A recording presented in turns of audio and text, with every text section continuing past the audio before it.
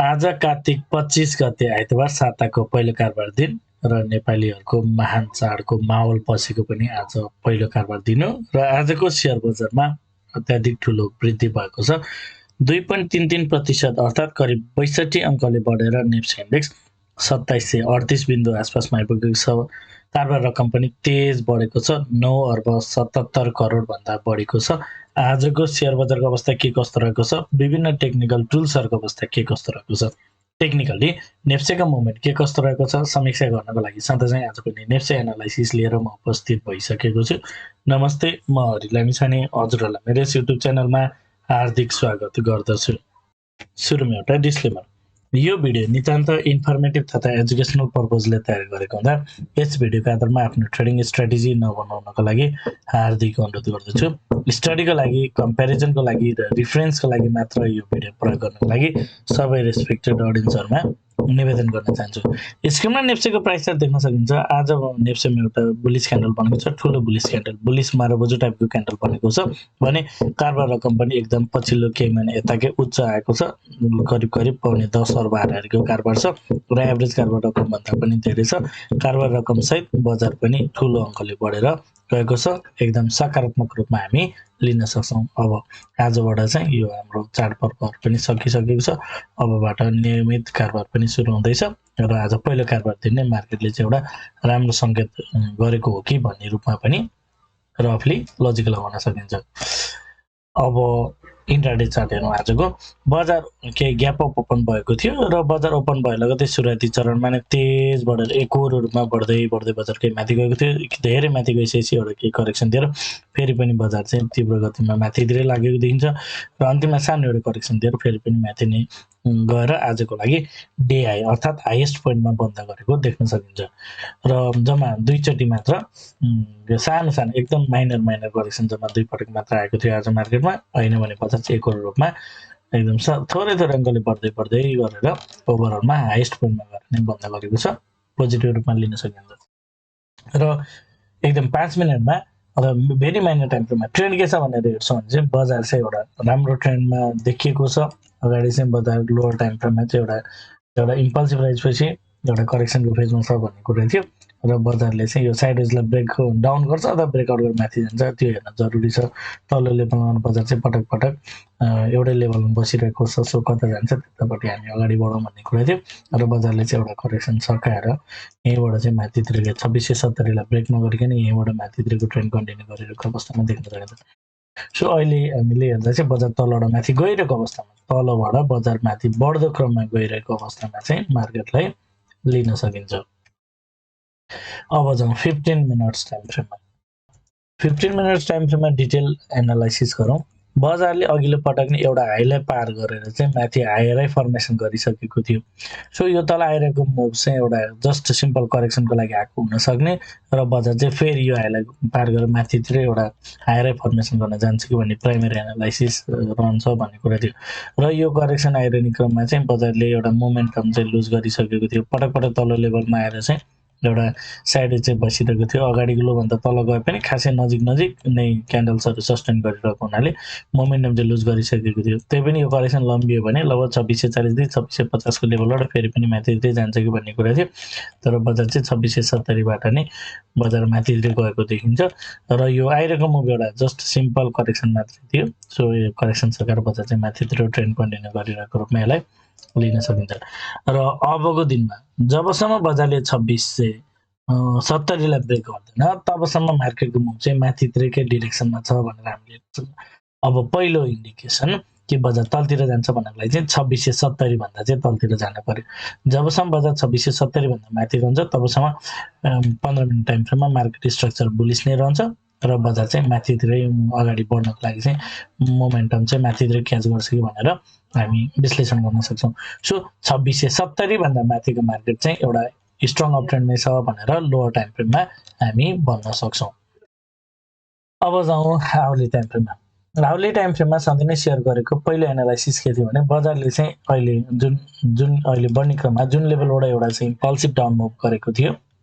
एउटा sharp down दिएको थियो, त्यो लेभललाई चाहिँ बजारले पार गरेर माथितिर गएर एउटा हायर फर्मेसन गरिसक्यो। सो एउटा हाईको दाजुमा अर्को हायर फर्मेसन गरेर बजार तल आएपछि अगाडिको लोको दाजुमा एउटा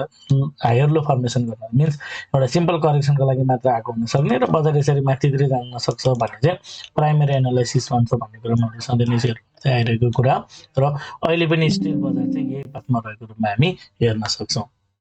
र बजार अहिले चाहिँ यही पाथमा रहेको छ माथितिर चाहिँ एउटा करेक्सन सकाएर फेरि माथितिरको ट्रेन्ड कन्टिन्यू गरिरहेको हामी देख्न सक्छौँ सो यदि बजार यहीँबाट तलतिर अब बजारले चाहिँ अगाडिको हाइलाई पारेर माथितिर जान सक्ने चाहिँ एकदम चान्स चाहिँ एकदम म्याक्सिमम रहन सक्छ तर यदि बजार फल हुन्छ भने पनि बजारले चाहिँ 2610 चाहिँ अब ब्रेक गर्दा ओके माफ गर्नु होला ओके यस 2610 ब्रेक गर्दा निकै भनेर नै हामी हेर्न सक्छौँ 2610 भन्दा चाहिँ अब बजार तल नजान सक्ने सम्भावना चाहिँ बढी हुनसक्छ भन्ने चाहिँ मेरो आफ्नो एनालाइसिसमा रहेको छ र अगाडि पनि सेयर गरेको थिएँ आउने टाइम फ्रेम बजार यसरी चाहिँ माथिबाट चाहिँ आयो यसरी माथिबाट एउटा करेक्सन थियो अब चाहिँ बजार यसरी माथि जान खोजेको त एकैचोटि माथि जान नसक्यो भने बजार तल आयो भने यो तलको लेभललाई चाहिँ ब्रेक नगरिने जुन डिमान्ड जोन रहेको छ यो 2650 2610 मा यसलाई ब्रेक नगरिकन यहीँबाट माथितिर जान्छ कि भन्ने कुरा थियो तर बजार चाहिँ यही लेभलबाट माथि गएको छ यही मोमेन्टम लुज गरेछ हरेक क्यान्डल्सहरू हामीले हेर्छौँ भने तलबाट चाहिँ रिजेक्सन खाएको जस्तो देखिन्थ्यो अनि अन्तिम क्यान्डल हेर्दा केही पोजिटिभ छ भन्ने कुरा थियो र यसको इफेक्टले सुरुवाती चरणमा बजारले अगाडि गएलाई पार गर्यो त्यसपछि सबै क्यान्डल्सहरू चाहिँ ग्रिन भन्दै माथितिर गएको देख्न सकिन्छ एकदम राम्रो देखिएको छ ट्रेन्ड र डेली टाइम फ्रेममा जानुभन्दा अगाडि एउटा जानकारी यदि हजुरहरू एडभान्स लेभलको टेक्निकल एनालाइसिसको कोर्स गर्न चाहनुहुन्छ विशेष गरी स्मार्ट मनी कन्सेप्ट एसएमसी सिक्न चाहनुहुन्छ भने सम्पर्क गर्नुहोला साथै यदि हजुर मेरो सल्लाहमा सेयर खरिद बिक्री गर्न चाहनुहुन्छ एज अ एडभाइजरमा पनि मलाई लिन चाहनुहुन्छ भने लाइभ मार्केटमा लाइभ टेक्निकल चार्ट हेर्दै सेयर कारोबार गर्न इन्ट्रेस्टेड हुनुहुन्छ भने सम्पर्क गर्नुहोला 9863805867 यसमा कल मेसेज अथवा व्हाट्सएप गर्न सक्नुहुनेछ अब जाउँ डेली टाइम फ्रेममा डेली टाइम फ्रेममा आज एउटा बुलिस क्यान्डल बनेको छ र आजको क्यान्डलले चाहिँ बजार स्वतः केही माथितिर जान सक्ने इन्डिकेट गर्छ यसको अर्थ भोलिको दिनमा बजार केही करेक्सन आउँदैन भन्ने चाहिँ अर्थ लाग्दैन हामीले यसको इफेक्टले चाहिँ बजार माथितिर जान सक्ने चान्सेस राख्छ अगाडिको क्यान्डल्सहरू हेरिरहँदा पनि बजार कस्तो थियो भन्दा जब बजारले चाहिँ यहाँबाट एउटा चाहिँ मुभ जेनेरेट गरेको थियो यसरी माथि गयो र एउटा बेरिस क्यान्डल बनेको थियो यसले चाहिँ केही करेक्सनमा जान सक्ने त केही ठुलो करेक्सन आए पनि बजारले चाहिँ अबको दिनमा चाहिँ यो लो टाइम फ्रेममा हामीले हेरिरहँदा यो 2610 चाहिँ ब्रेक नगरिकन फेरि तल्लो लेभलबाटै यही डिमान्ड जोनबाट यसरी माथितिर जान्छ कि भन्ने एक्सपेक्टेसन थियो तर बजारले चाहिँ हामीले सर्फेसले हेरिरहँदाखेरि क्यान्डल टु क्यान्डल यदि एनालाइसिस गर्ने हो भने बजारले जुन एउटा बेरिस क्यान्डल सुरुमा बन्यो त्यो बेरिस क्यान्डल चाहिँ भ्यालिड नभएको रूपमा हामीले यसलाई हेर्न सक्छौँ यो एउटा क्यान्डल पनि सेकेन्ड थर्ड क्यान्डलहरूले यसलाई कन्टिन्युटी गर्न नसकेको अवस्था थियो यसले चाहिँ बजार चाहिँ यसरी यही लेभलबाट पनि माथितिर जान सक्छ यही करेक्सन सकाएर बजार माथितिर यहीँबाट यसरी जान सक्छ भन्ने कुरा थियो र बजारले चाहिँ यही अगाडिको बजारले चाहिँ एउटा इम्पल्सिभ राइज अनि एउटा चाहिँ बेस बनाएर फेरि कन्टिन्यू गरेको रूपमा र्याली बेस र्यालीको टाइपले बजार अगाडि बढिरहेको हो कि भन्ने हिसाबमा नै हामी अगाडि बढ्न सक्छौँ यो करेक्सन यही सकेर बजार चाहिँ माथि गएको दिन्छ सो यसले चाहिँ बजारलाई स्ट्रङ बनाएको छ आगामी दिनमा यो अगाडिको लेभललाई पार गरेर बजार माथितिर जान सक्ने सम्भावना बढिरहन सक्छ यदि अब करेक्सन आउँछ भने जति ठुलो करेक्सन आयो भने अबको मार्केटले चाहिँ 2610 चाहिँ ब्रेक गर्दैन कि भनेर हामी विशेष गरी आवली टाइम फ्रेमबाट चाहिँ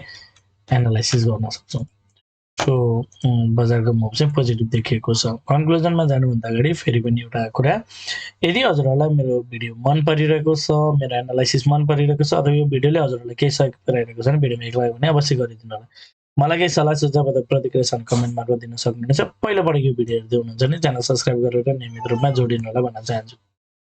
अब कन्क्लुजन डेली टाइम फ्रेममा बजार चाहिँ माथितिर गइरहेको अवस्थामा छ एउटा राइज गरेर एउटा करेक्सन सकाएर फेरि पनि माथितिर एउटा राम्रो बेसका साथ माथितिर गइरहेको देखिन्छ सो एकदम डेली टाइम फ्रेममा एकदम भेरी पोजिटिभ देखिएको छ त्यस्तै आवली टाइम फ्रेममा पनि मार्केटको मुभ चाहिँ पोजिटिभ नै छ बजार एउटा ठुलो करेक्सन पछि बजार चाहिँ माथि गइरहेछ र जुन एउटा मैले हजुरहरूलाई सजिलो लागि एउटा भन्ने गर्थेँ अहिले मुभ कस्तो छ भन्दा बजार चाहिँ यहीँदेखिबाट हेर्नु जति घटाएको थियो अहिले माथि जाने त्योभन्दा धेरै बढ्यो फेरि जति घट्यो फेरि त्योभन्दा धेरै बढिसकेको छ अहिलेको बजारको मुभ भनेको चाहिँ एउटा माथितिरको लागि चाहिँ बढी हामी हेर्न सक्छौँ भन्ने कुरा सेयर गर्न चाहन्छु त्यस्तै 15 मिनट टाइम फ्रेममा अगाडिको हाई भन्दा अर्को हाई माथि अर्को हाई माथि फर्मेसन गर्न गइरहेको छ यो हाई नै कन्टिन्यू कन्फर्म भइसकेको छैन एउटा हाई खोजीमा नै छ मार्केट सो 15 मिनट टाइम फ्रेममा बजार चाहिँ एउटा माथितिर बुलिस ट्रेन्डमै रहेको, माथितिर गएको प्याटर्न छ। 2670 भन्दा माथिको मार्केट भेरी पोजिटिभ देखिन्छ र 5 मिनटको टाइम फ्रेममा पनि बजार चाहिँ एउटा इम्पल्सिभ राइज करेक्सन गर्दै सानो सानो करेक्सन गर्दै गरेछ। सो अहिले हामीले हेर्छौँ चाहिँ बजार चाहिँ मोमेन्टम क्यान्डल्सको साइज हेर्दा अलिकति मोमेन्टम लुज गरेर जस्तो इन्डिकेट गरे पनि यदि तल आउँछ भने पनि जस्ट नर्मल करेक्सनको लागि मात्र आएको हुनसक्ने। मिन्स यदि अब भोलिको मार्केटमा करेक्सन आउँछ भने पनि त्यो एउटा जस्ट नर्मल करेक्सन हुनसक्ने र बजार यसरी फेरि माथितिर जान्छ कि भनेरै इन्टरप्रेट गर्न सकिन्छ। ओके, आजको लागि यति नै। हवस् त, धन्यवाद, नमस्ते।